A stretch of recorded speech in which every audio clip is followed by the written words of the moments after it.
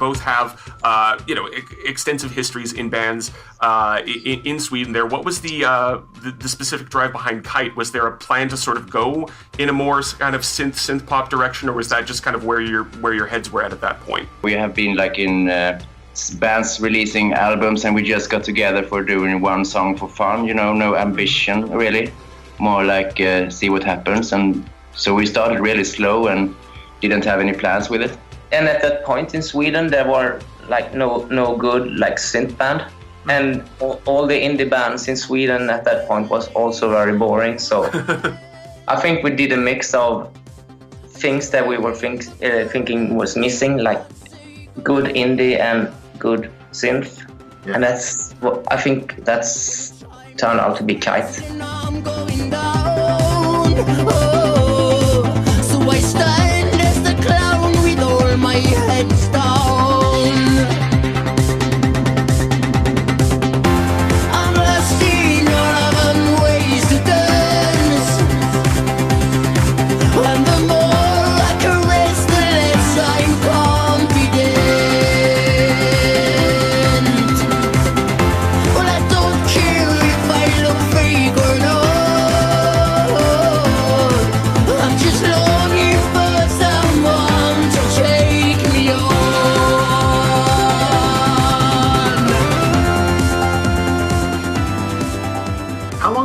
Known each other before you started the project together? We didn't know each other at all before. Just we had seen each other on the street and played at the same festivals, and maybe be one or twice at the same party, but we never really had talked to each other, more or less never. No. So how did it come about that you guys sort of, did you just end up talking at a party or something like that, or? Something like that, I think, yeah. And Christian had an instrumental song and he needed a voice, and we just tried it out. So, and it became My God and I, the first song we ever wrote.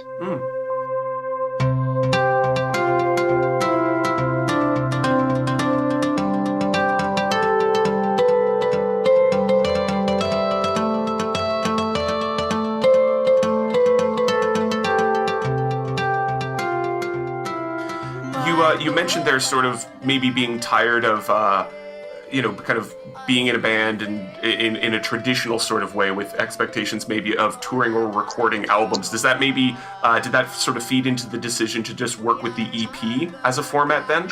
I guess it has something to do with it, It's really hard to make a full-length album that is necessary.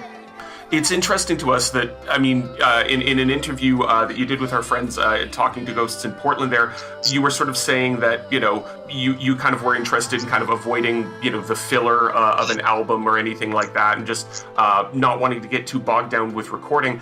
And in listening to the discography, like the resulting, whatever it is, 32 songs or something like that, like it's an incredibly strong group or collection of songs that you guys have released. There's no kind of weak links or anything like that. What is your sort of recording process like? Do you go in with just a series of 4 or 5 demos and go from there? Do you just start recording and say like, okay, fine, that's it, we got enough, and go with it? Or are there like outtakes, like versions of songs that nobody's heard that don't really make the cut? There is a lot of outtakes.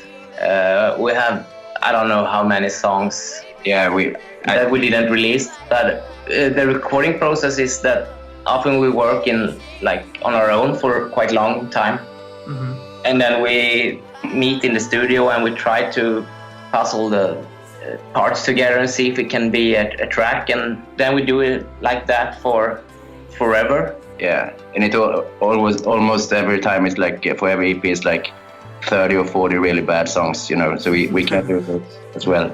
But when we have 5, we have worked enough and we want to go out and play. So then it's to do the other 5 to make a full-length album just ain't fun.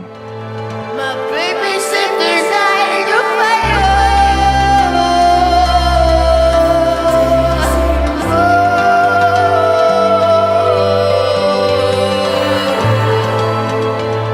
I'm super curious about your early concerts, because I think around the time we got into you was around the time that the third EP came out, and I remember thinking at the time, this band plays live, but there's only, 12 songs that anybody can hear. So were you just playing, in your early concerts, the 4 or 5 songs that you had recorded, or was there some earlier material that made it to the stage but never made it to recordings? Like the first 2 years, I think we only played 5 songs live. Wow. Yes, it was very short.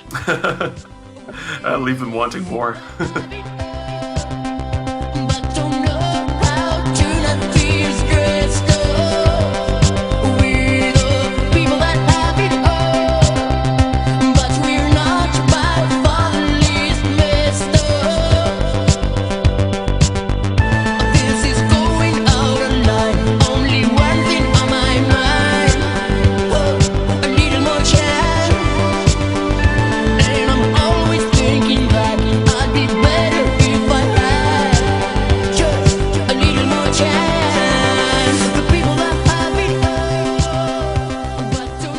So now that you guys have like this giant, well, I guess not giant, but this very strong catalog of material, you've been doing, it seems like a lot of shows globally. I mean, I know you went to China a couple of years ago. You've been to Vietnam. I'm super curious about how crowds in those places that we don't really even associate with having, a synth music scene respond to Kite. What's it like for you guys playing in those places? It's really good, actually. I don't know if they just are polite or if but they're really into it. And I don't know if they have heard music like that before, but it's and the gigs we do is like either small clubs, where you can find indie people in China, with Mohican and stuff. But also the big festivals are more like everyday people just want to have fun, but they're into it.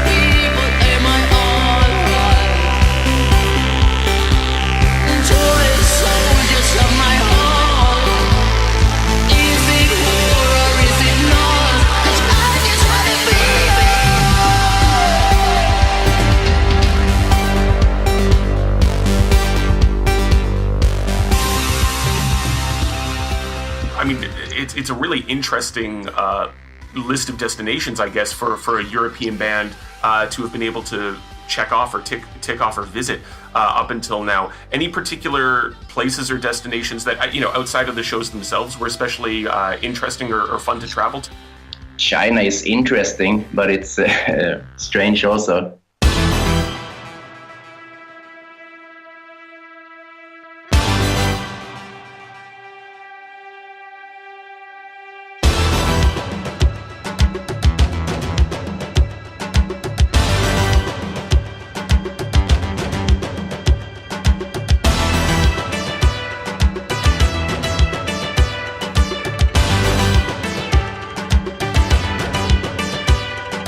I see the way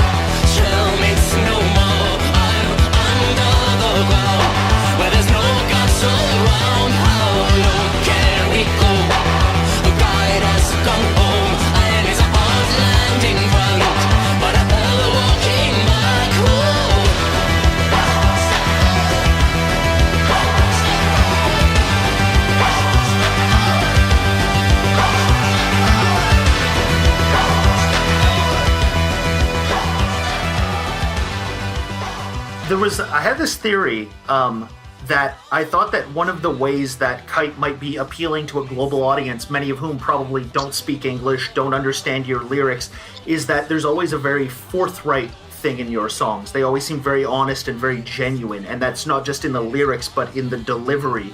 And so I was wondering if you think there's something specifically appealing about what Kite does that anybody can get, whether or not they speak the language, whether or not they've ever heard synth music before. I think that the music is quite simple. It doesn't try to be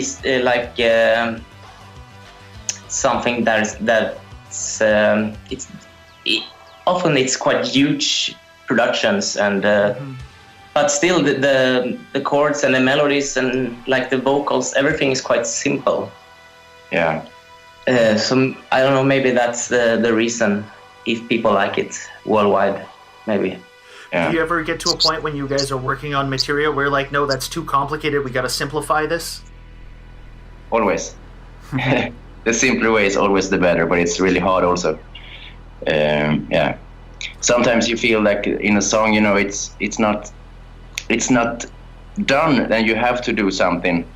But if you have one simple line and you feel that it's enough, then you have a great song. If you have a simple line and you feel we need something more, and then you do something more, and then it just gets worse and worse, If you have one simple line that holds the whole song, you're home.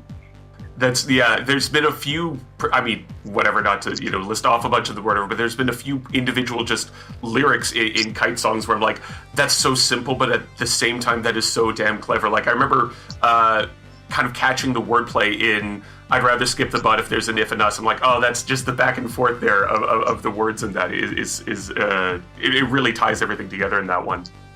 Okay, which song? If there's an if and us, I'd rather skip the but, right? Like. Oh, have you heard that song? Oh yeah. We've heard and listened to all 6 of the EPs many times. Yeah. I almost forgot about that one actually.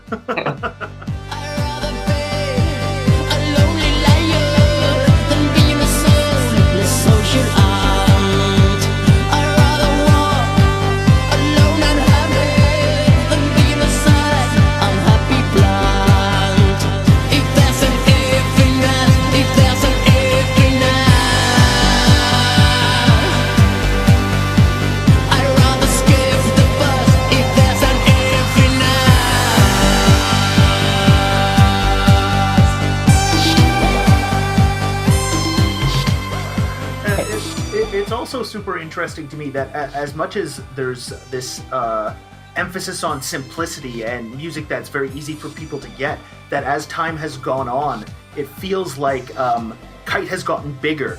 Like, if you listen to Nocturne, that song is enormous. Like, it sounds huge to me every time I listen to it. And yet, and if you compare that to sort of the production style that you were using on the earlier albums, like it feels like it's a much bigger song. So it's really remarkable to us that while the band has, maintained that essence of simplicity, that you've managed to make sort of these grandiose and huge pop songs. Yeah, that's the direction I think we have this for every EP. It's more and more like large, big sounds, the same simple melodies, but it's more space in the music and less pop synth basses and stuff. Do you know if there's a particular impetus behind that? Is that sort of are there certain other artists that you're drawing inspiration from for that, or films or visual influences? Why do you think that is that you've been sort of moving towards that specifically in the last 2 EPs at least? I don't know. I think for every EP we try to develop as much as we can, I think, and we don't want to do the same EP over and over. Mm-hmm. So I think you're probably right. Something happened on the 5th EP, and I think we took a step from the 4th EP and stopped to use, as Niklad said, like the classic synth bass lines, and it doesn't have to be like a bass drum in like pumping all the time. And yeah, so I think the songs are more or less in the same way, but we changed the way we in the production when we did it. And I think also when you play live, when we started, we played at small clubs, so it's pretty hard to be grandiose on in a bass. And you get on a big stage, you realize that the slower songs are more heavy and better, and they just are more suitable for the bigger stages. And maybe that also is really nice to be on a big stage with slow, heavy songs.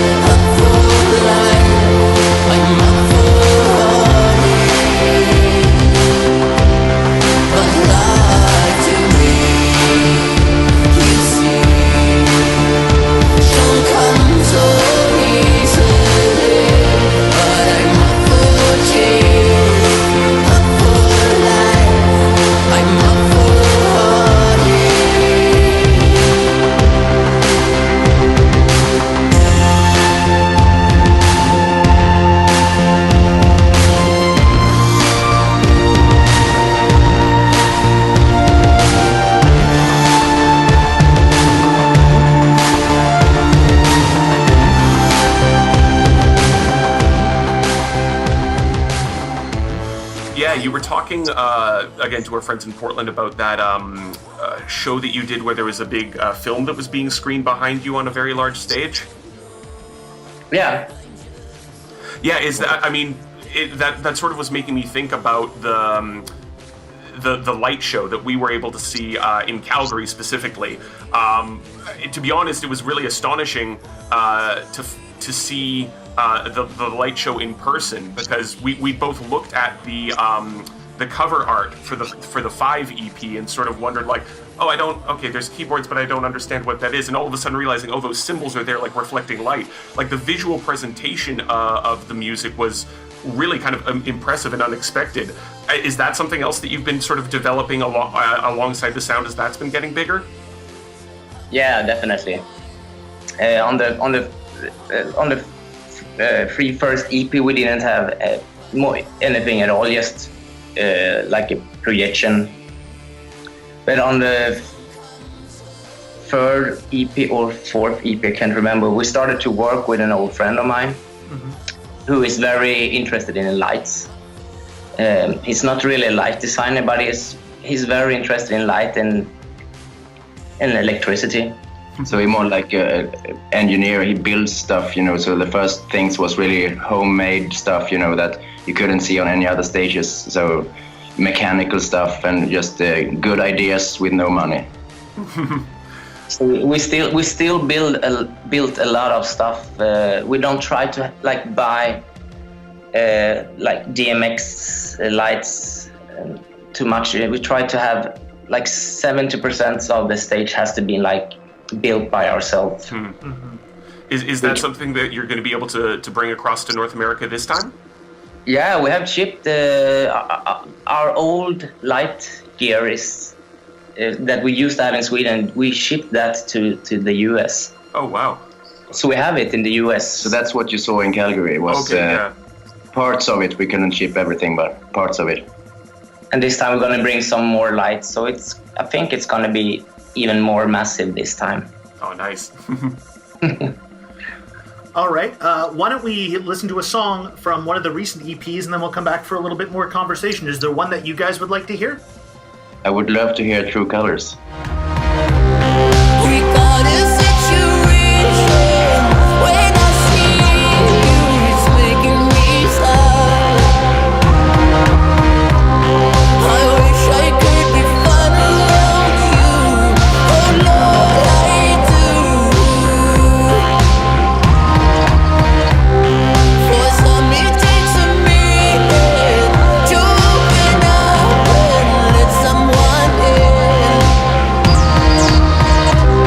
For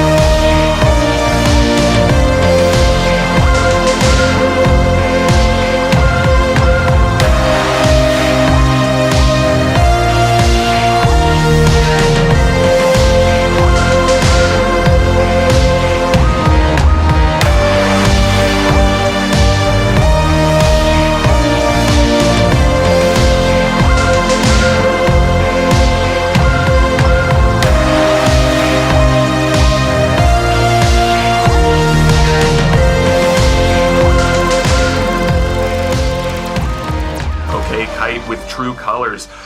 We were talking just a minute ago about the upcoming North American tour. How did the influence of, or the experience of going to North America for the first time, did that sort of prepare you for what's to come, or what are you looking towards, or how are you approaching this tour in particular, having been to North America once before? The last time we were over, it was really the best time we ever had in every way. So we just wanted to be like as good and twice as long, much more gigs, and maybe more people at some places. Do you find that there's a large difference between the way crowds react to you in North America versus the way they react to you in Europe, or specifically, in Sweden? Because one of the things that we always get from people who have seen you in North America was it was a very emotional show. People were crying. People, were having these very profound emotional experiences while seeing the band. Is that a thing that you get everywhere you go, or is that more of a thing that you've experienced here in North America? Yeah, everywhere. No, I'm just kidding. No, it's quite usual, actually. Yeah. I don't know what it is, but I think it's what makes us unique in the scene, because we are very not macho men, and we at this hard clubs with hard people, and they get really, really just emotional, not very cool music, and maybe it's stands out in that way. We don't try to be tough or anything, and yeah. I was sort of curious how that factors in with the fact that you guys are on Progress Productions, who have a lot of, muscly EBM kind of bands on it, and then, there's sort of Kite, which is this very emotional, very honest, very forthright kind of music. Is it a little weird being associated with a lot of bands that are sort of on the opposite end of that spectrum? Yeah, in some way, because I see us more as an indie band using synthesizers than like an EBM or synth band. Mm-hmm. Mm-hmm. So, but it's only a label, I think people who like this kind of music will find us sooner or later anyway. Yeah. But it's a little bit harder if you are on a label like that, because you are also directly in a genre. Mm-hmm. Mm-hmm. And that can be really hard, because especially in Germany, if you are on an electronic label, you only play at electronic and like goth and synth festivals. Yeah. You don't play in indie clubs, because it's so decided by genre in Germany. Yeah, but also in Sweden we did that transpiration, what do you call we were, when we played our first gigs in Sweden, we were only synth audience, but then maybe someone took his sister along that didn't even like, oh, that's pretty good, and they don't like synth, and it spread. So now we're just like 10% of us are synth fans, and the rest are just music lovers. So we try to do that in hopefully Germany and hopefully USA as well. Start with the synth, the more underground synth scene, and maybe it can spread to more other people.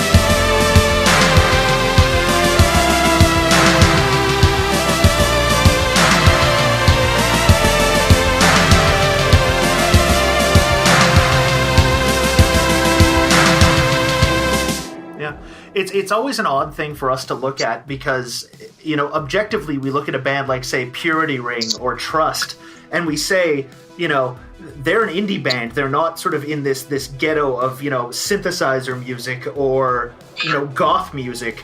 And yet at the same time, bands, you know, that are so much like them can end up trapped in that. And it's hard to figure out how you break out of that. Is that something that you guys have sort of considered as a, you know, we want to expand into broader audiences? How do you approach that idea? We don't really try to approach it. We just play and hopefully it will spread naturally. We don't have like a plan for doing things. I think if there is like indie people liking us, they will find us, and we don't have a master plan for anything. We just do what we do and see what happens. You were talking there about how in Germany everything scene-wise feels very sort of regimented and blocked in, and that's, I mean, in my limited experience with going to shows in Germany, that's sort of what I encountered as well. Are things a little bit more kind of freeform and open in Sweden specifically then, like just because of the smaller scope of things? I guess the synth scene in Sweden is really, really small. It's a small country, of course, but it's not very. If you arrange a synth event in Stockholm, you can expect like 20 people or something. So it has to be broader.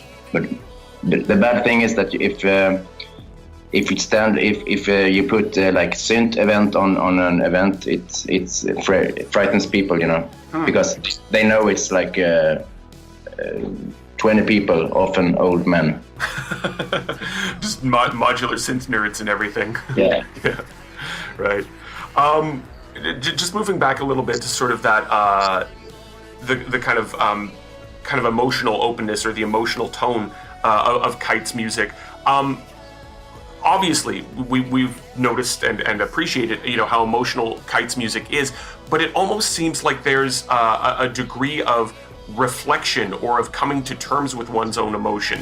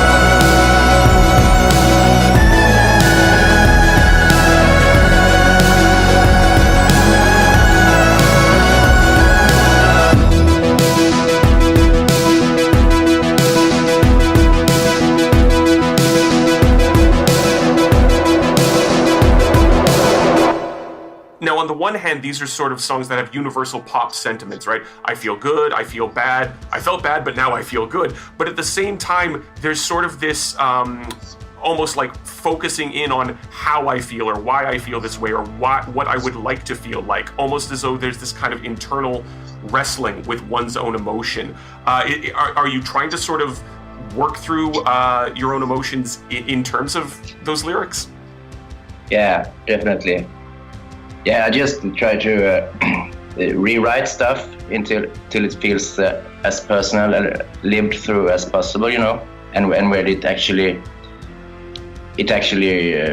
feels bad in the stomach, or what you say, then it's I'm onto something, you know. So absolutely try to keep it as close to reality as possible, and go from there. Is there a tension between making music that is, you know, pop, accessible to people in a pop way, but also, like you said, that has that sort of, you know, it can make you feel bad. It feels so honest that there's an intensity to it, and that almost seems like it's the antithesis of music that's easy to sing along to and dance to in some ways. Yeah, I really like the combination, you know. If you listen to like Nico or like stuff like that, it's really simple, catchy tunes, but it's really harmful, you call it that? Harmful lyrics and vibe, you know. If you can make it catchy and really sad, it's the best for me, I think. Yeah, that's definitely one of the things that I think is most definitive about Kite for us, is the idea that music that can be incredibly emotional but doesn't alienate people by being open and honest and emotional. Always with the demons and the shame. They believe it before they see it, and they need it like I need it, like I need it.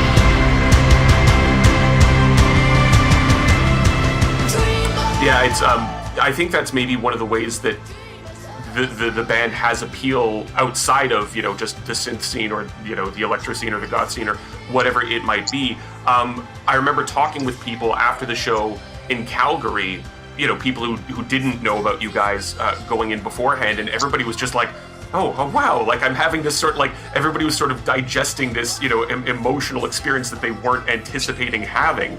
I don't know if the phrase is the phrase is used in Sweden at all or whatever, but, you know, the phrase like, oh, this is giving me the feels, or this is getting me right in the feels, right? This sort of kind of half abstracted way we have of talking about emotion, but then Kite seems to really just cut to the center of that, even if you're not anticipating that. I think through the whole US tour last year, we met people quite often who felt like that, and that's you're really glad to hear that, because we can hear that in Sweden too, but people have known us here for like 10 years now. Mm-hmm. It's like got used to us, but for people in the US, it's the first time they see us, and if they haven't heard about us and see us in a concert, they're probably not ready for what they're gonna see, I think. Right. Yeah, I lost what I was about to say. I have a little fever, so I'm a little bit. Geez, well, we appreciate you taking the time to talk to us then. Real quickly then, I am super curious about what you guys are working on for the future. Is EP7 underway? Are you guys just demoing a ton of songs and then gonna, you know, boil it down to the 5 or 6 songs for number 7, I assume it's gonna be? We've been actually really busy we don't have much like management stuff, so this tour is really full-time job, and, you know, so, but we try as much as we can to write, and we have one single that we'll release in a couple of weeks. Oh, okay, great. The tour. Yeah, I think it will come out the 2nd of March. Yeah, I think. Wow, that's the day before my birthday. Thank you, guys. That's a wonderful gift. Is that going to be a CD release, or will it be digital and so forth? I will start as a digital single. It's just a preview for the EPs, you know, so we can write along and maybe try to another single and then maybe an EP at the end of the year if we're really lucky. Yeah, I think we have an EP in November. Yeah. And there will come a couple of singles before the EP. All right, excellent. So, when is the first show? 28th of February in New York. Yes, Mercury Lounge, New York. And very first show ever in New York? No, last time we were in New York also. I don't remember the club name, but we were there. That was the first North American show last time, I believe, wasn't Yeah. it? Yeah.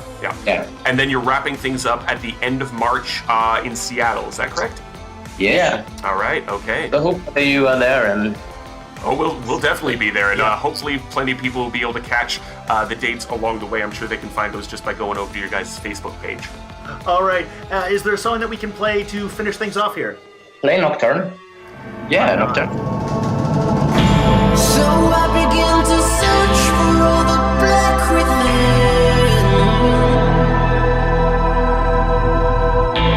Found more than I could ask for, but I asked again. My friends and I, we complimented complex lives. Oh, how we romanticized. Oh, were we just uncovering our blinded eyes?